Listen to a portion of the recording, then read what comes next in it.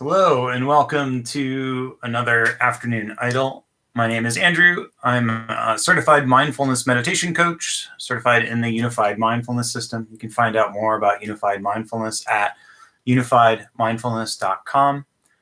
I am not a licensed therapist. I'm not a social worker. I'm not a mental health professional, but I am a lot of other things. So we're going to finish the week. I've been playing around with a particular sensory experience category that is one of my more favorite, or I should say that as I've practiced more and more, this has become a sort of go-to for me and to use sound. So the way that unified mindfulness considers looking at our experience, there's an abstraction of creating categories that to meet experience as it is. And so there's three categories. We have short sort of tags or labels that we can use to talk about those categories. So there's visual, both external and mental image. There's auditory, both external sounds and internal talk. And then there's body sensations. So that's physical sensations and then emotional body sensations. So see, hear, feel. And whenever we're doing any technique, we're training the skills of concentration power, or just concentration, the ability for us to put our attention where we deem important for as long as we deem important. The ability for us to real-time track the sensory experience that's going on for us. That's clarity or sensory clarity. And then this idea of equanimity, it's as Jeff Warren refers to it as this sort of inner smoothness muscle. So that's the ability for us to meet our experience as it is without pushing or pulling on our sensory experience. Again, I mentioned earlier in the week, feel free as you are called to push and pull in the world around you. But this idea of equanimity is about our sensory experience, allowing us, in doing so, allows us to be able to participate in the world as it is in a way that we are happy to show up. So that's concentration, clarity, and equanimity. Those are the three skills. Also, you'll hear folks like myself or those trained in the system refer to that as CC and E. And then what Jeff Warren is offering as a skill to those three skills is this idea of care, or that there's a quality of care that we bring about to when we're applying techniques, whether it's seated on a cushion or practicing in motion or practicing in daily life. So we'll finish the week with another something being from the here category. What I've been offering in these afternoon idle episodes is contrast of doing something, some technique, with the technique of no technique or do nothing, as a way to look at those sort of pieces. And then I think there's a high likelihood next week that I'll play around with more of the bare bones practices that I've done when I've guest hosted on the Do Nothing project. So some of the stuff that I affectionately refer to as econo practices. But so we'll finish this week. The thing that we're going to look at today is a technique called Hear Good. It's a variation, or one way of looking at it is a little bit like mantra practice. And it falls in the quadrant that in the system is referred to as nurture positive. So if you've ever sat in do nothing practice, there's always 25 minutes of practice. There's always a 5-minute friendliness or a type of sort of loving kindness practice at the end. So you'll often hear Jeff refer to that as a nurture positive practice. And that is, in essence, a quality of, or him calling out a bit to these categories. So the idea of evoking emotions related to friendliness or gratitude or loving kindness, friendliness, however you like to phrase it, the translation of metta, M-E-T-T-A and Pali. I think it's Maitri in Tibetan. I don't know a whole lot, but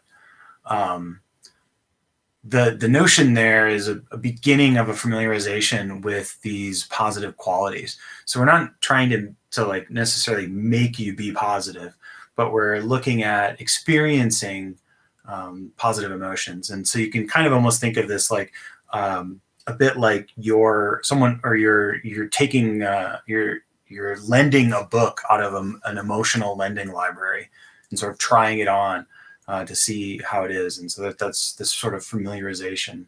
And so we're familiarizing the mind in general. When we look at meditation, we're familiarizing the mind with certain states. And so this positive is in essence kind of familiarizing or beginning to look at those emotions. So the category today is here good. And so the good part is indicating the positive aspects. And for this, what we'll do is we'll intentionally generate a mental talk or here in, and that can be of your choosing. So that in essence aligns to a degree with some of the mantra practices you may find in Vedic practices or perhaps in in yoga practices. And so that mantra would be one that would help you cultivate or is going, when you lend that emotion, is going to generate a positive emotion. So that could be, if you wanted to play with gratitude, that maybe is just the word thank you, or not word, but the phrase thank you. Anything else to your liking. The notion with this is that the tone of how we generate that self-directed or the self-generated mental talk matters or can be helpful. And so we want to use a tone that is in the phase maybe of towards positive from equanimity voice. So maybe a warmth to that, and then a pacing that's pleasing. And then our focus range is to focus on that. So we're generating that and focusing on that.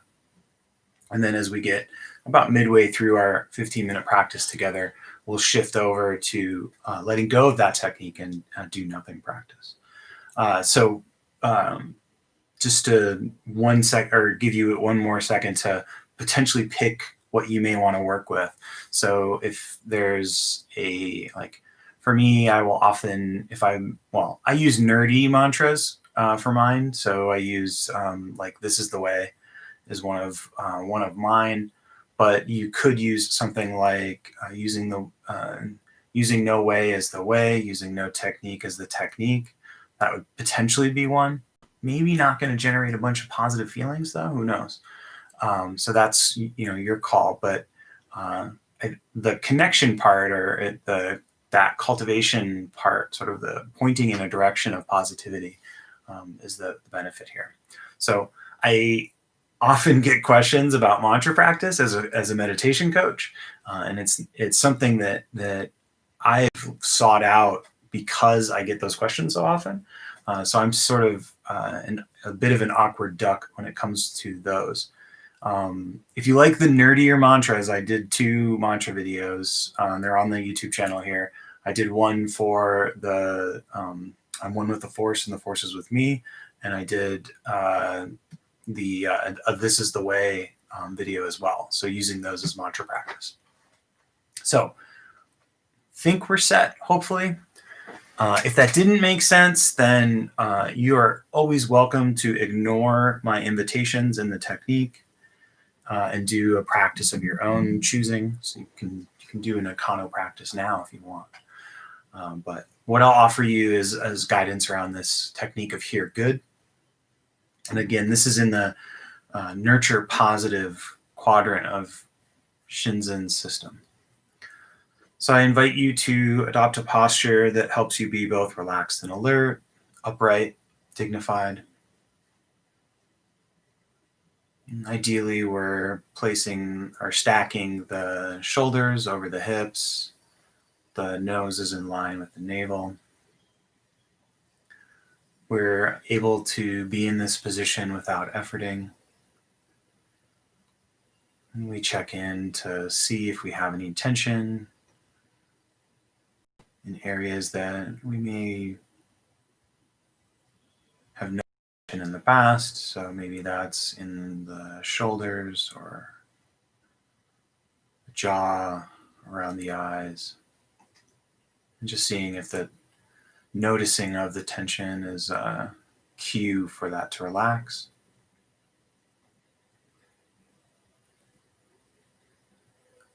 And then checking to see that we've chosen a posture that allows us to freely breathe into the belly. So ideally, we're breathing diaphragmatically.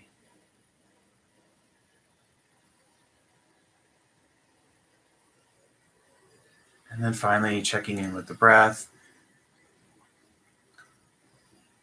The tempo that we want is slow and low. Breathing in through the nose and out through the nose. Breathing in through the nose gives us a sort of back pressure or maybe drag as stealing from aerospace. To slow the inhalation, and that helps us breathe deeper and lower into the lungs.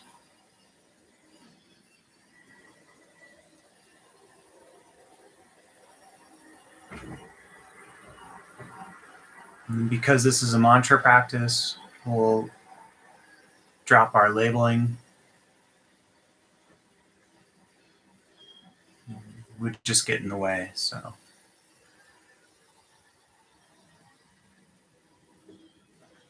you can begin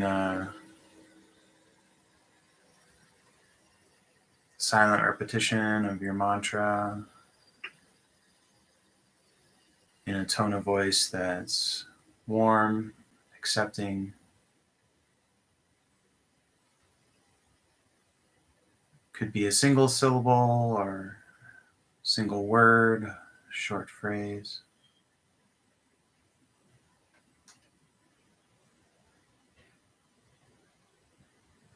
For gratitude, thank you.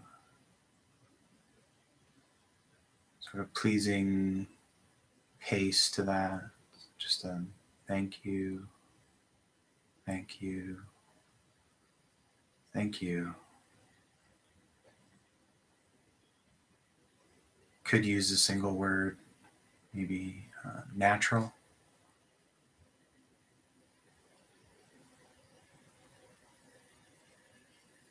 Or a whole phrase.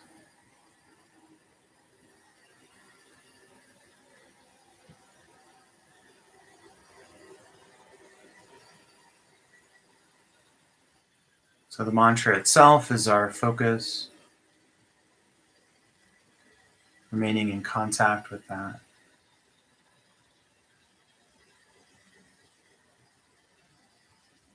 So I'll leave you here for a bit to explore here good.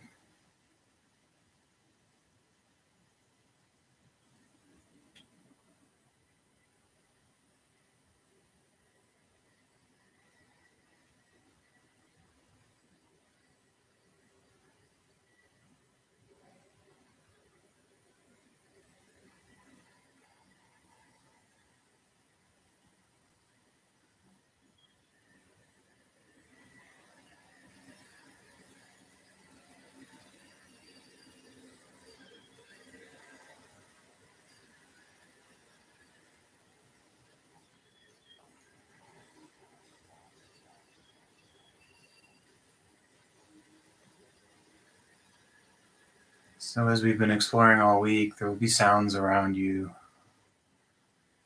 There are sounds around me.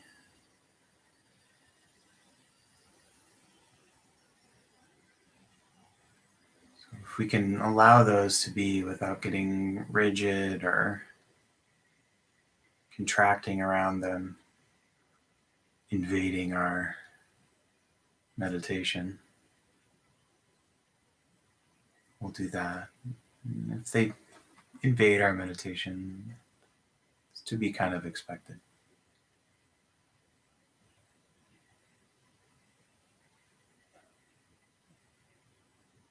We remain in contact with our mantra if possible. And when we are not in contact, it will likely be noticeable because the pace will not be kept or pleasingness of that pace is not achieved. So continue with "You're good."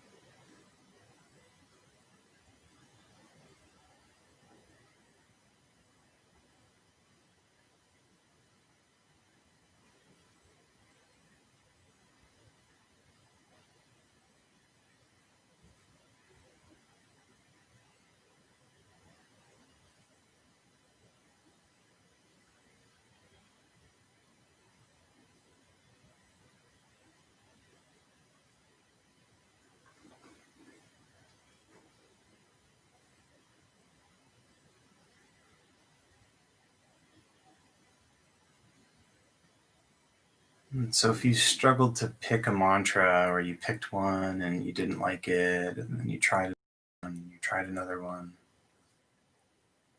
and that maybe generates frustration, just know that even in that, you're still training those three skills. You're still training the concentration, clarity, and equanimity.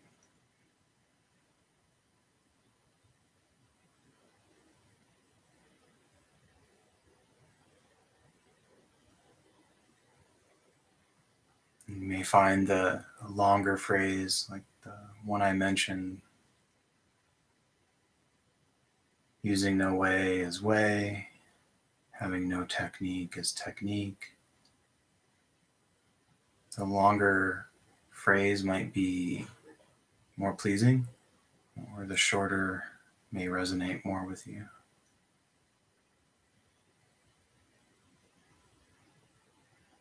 So we can tune those qualities with experience. So the frustration can be a guide to other ways of experimenting.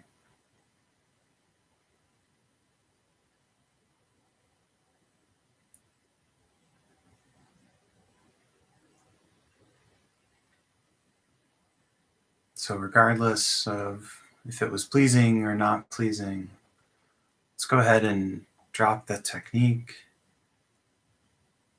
allow our attention to be free range, and explore do nothing.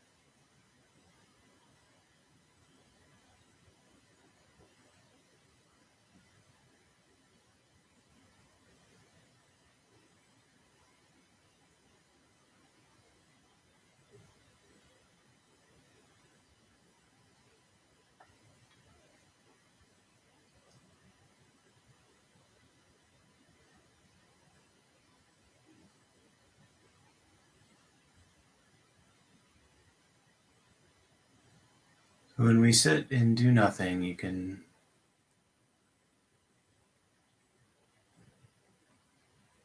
approach that in a couple different ways.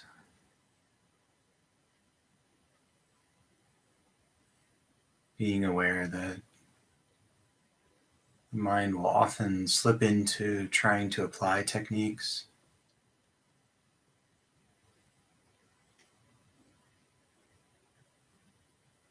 So we get potentially more opportunities to let go.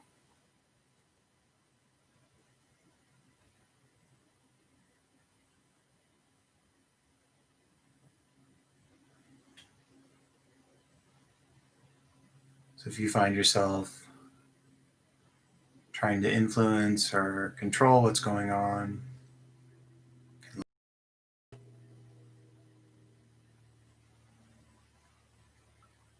and in doing that, we actually are strengthening the inner smoothness muscle, the equanimity muscle.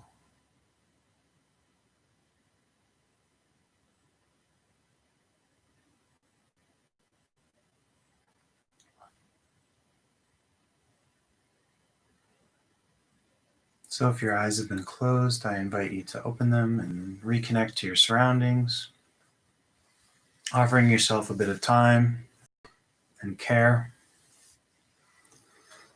So thank you again for everyone. If you have questions, I will do my best to respond. I can't say that they will be answers necessarily, or if you have any reports that you want to share or anything like that, please let me know. Yeah, so Sarah brings up the Avatar Last Airbender. Yeah, so the mantra practices for I think there are a bunch of mantras that you could use from the Last Airbender. So yeah, that's something to think about. I often will pair in things from the Big Lebowski as well. So when I find myself being sort of when my inner critic is kind of wild and out of control, I will kind of often use the "that's just your opinion" uh, as kind of a reminder that I don't need to listen to that. So, but yeah, so I was not before I started coaching, I didn't really look at mantra practices very much. It wasn't something that very much resonated with me, but it's quite incredible to me that for a large amount of people, that's their sort of reference point for what they're thinking of as meditation. So, and meditation, Richie Davidson, Dr. Richard Davidson likes to say that meditation is a lot like sports. So the term meditation is actually very vast, and what we have, or we play this sort of game in North America of when we say meditation, for some that could be TM or Vedic, or more in the line of the sort of eight-limbed yoga practices. Or when I say meditation, I really mean like insight practice and old school Buddhism or Goenka style. And so hopefully, or one of the things that's a draw to me from Shinzen's perspective is that it is intended to look at mindfulness as this thing that humans have been cultivating for forever, probably as long as they've cultivated technology and its cruder forms, or culture as a whole way of gluing together individuals. And so mantra practice was not like my, it wasn't my meditation. Okay, cool. Jill said that she enjoyed the mantra repetition. Yeah, the Serenity prayer, or the Costanza, the Costanza reference is one that I often kind of gravitate towards as well. So I used to work for the University of Arizona, and they would do a for the bookstore there. So I always kind of come back to that. So, well, thank you again for another week of the folks that have been joining in. Actually, I should have said this earlier. One more plug.